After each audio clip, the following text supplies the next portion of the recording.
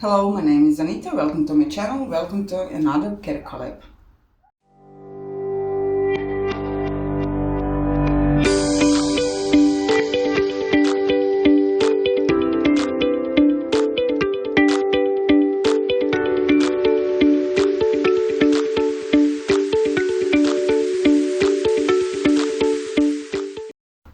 So today we are talking about Vandas, big Vandas. They are from Asia and basically they like hot, bright, and most of the times they are kept bare-rooted. That's the way they are liking it. As you can see, mine are not bare-root. Why is that? Because of the space, and I don't have conditions to keep them bare-rooted. In summers that could be possible, but in winter time, no, I don't have a possibility to keep them bare-rooted. So I'm from Croatia. We have seasons, very pronounced seasons, and our winters are cold. Basically, temperatures are falling below zero. So the place I would have to keep my Vandas, if I would keep them bare-rooted, would be on my window, and underneath my windows I have radiators, and so it's not an option for me. For the time being I have two, had three, had Fusarium, she died, so now I'm down to two, and it's okay. Let me introduce them to you. I have Ascada Pekchang Smile, she's a purple one, and I have another one, she's no ID, and she was basically bought to save. It's this one. Yeah, I bought her, if I'm not mistaken, last March in 2021, and she was on discount, but she was Pretty Blooms must have. Hi Roger. So yeah, I bought her, and since then she's progressing fine. She was severely dehydrated, and I brought her home, kept her in water for 24 hours to give her as much water as she needed, but she basically had no roots, and I cut off the flower spike and I potted her up. Why? Well, it's not suffocating medium. I keep them in Lika, chunks of charcoal, some rocks, and on the top I have strings of microfiber, and she's doing okay. In November I potted this Ascada with her in the pot, and I saw the roots, and she's progressing fine. Ascada is doing fine as well.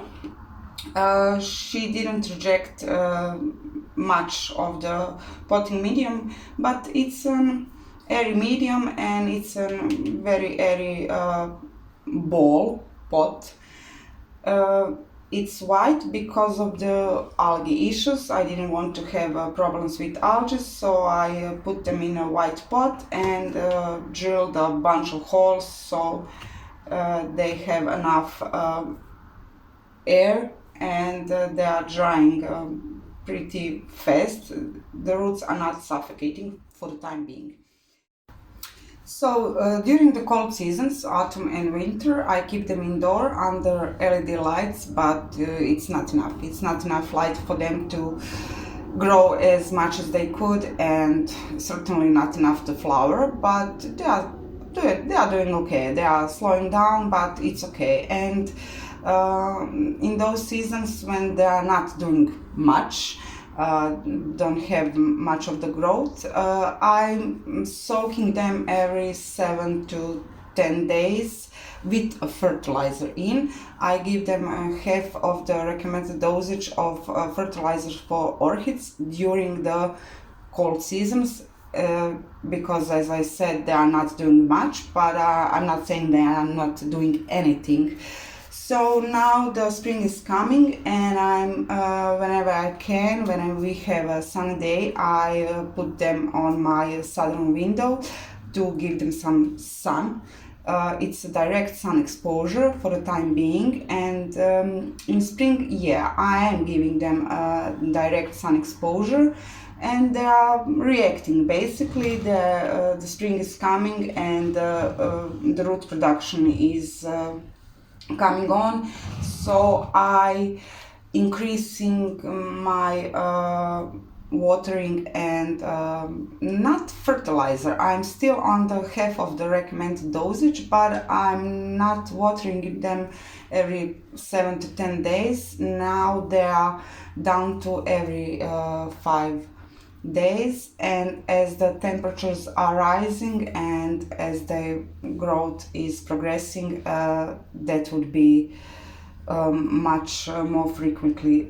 Basically in the summers, there are, if not every day, I am soaking them every other day, and as I said, I'm not messing with my fertilizer. I'm not increasing the fertilizer, I'm just increasing the watering.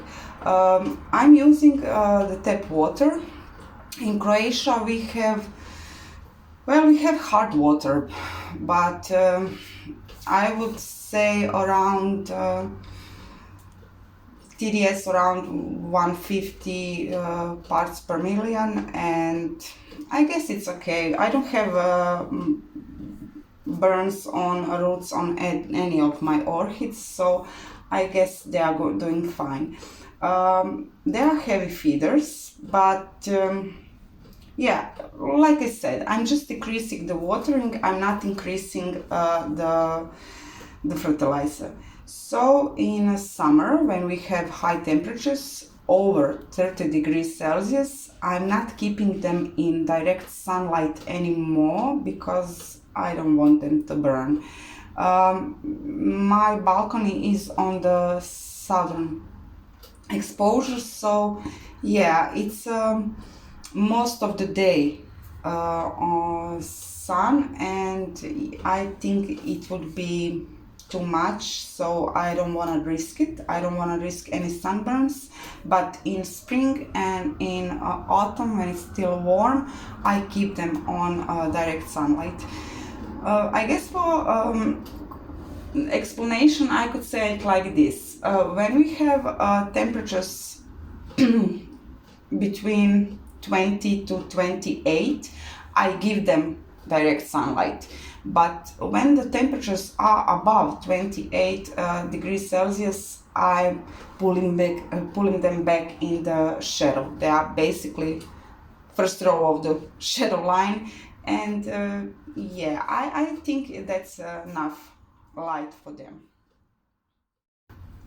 So this No ID Vanda is in a phase of dropping her bottom leaf, but she has a new one coming, and I'm not panicking over that. I guess that is normal.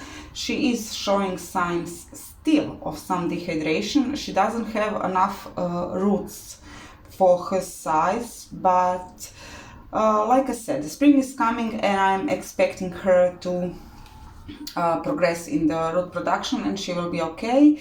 The bottom leaves are starting to open up, but some of the leaves are still rather shut, but she's alive, it's okay. I did cut her stem a little when I brought her home, when I was trimming the dead roots because of that fusarium situation with orchid that I bought in the same place as I did her, that had fusarium, so I just wanted to be sure that she's not infected as well, and she's okay.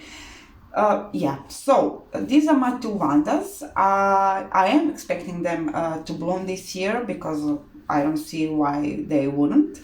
Maybe not this No ID Vanda, because she was severely stressed and she would need time to recuperate, but Ascara is doing okay, and Yeah, I don't see a reason why she wouldn't flower. She's progressing fine. She has new roots. She has new leaf. She had happy sap. She's not dehydrated. The leaves are open and she's okay. Now, why am I keeping them both in this one pot? Because of the space. I don't think that's there's much to explain it.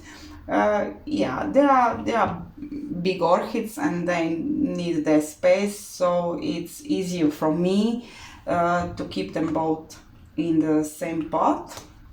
And there's a lot room for the roots. If and when they grow out of it,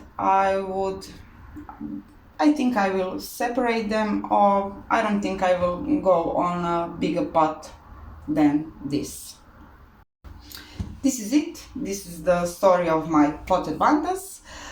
Thank you everyone for watching, and till some next opportunity. Bye!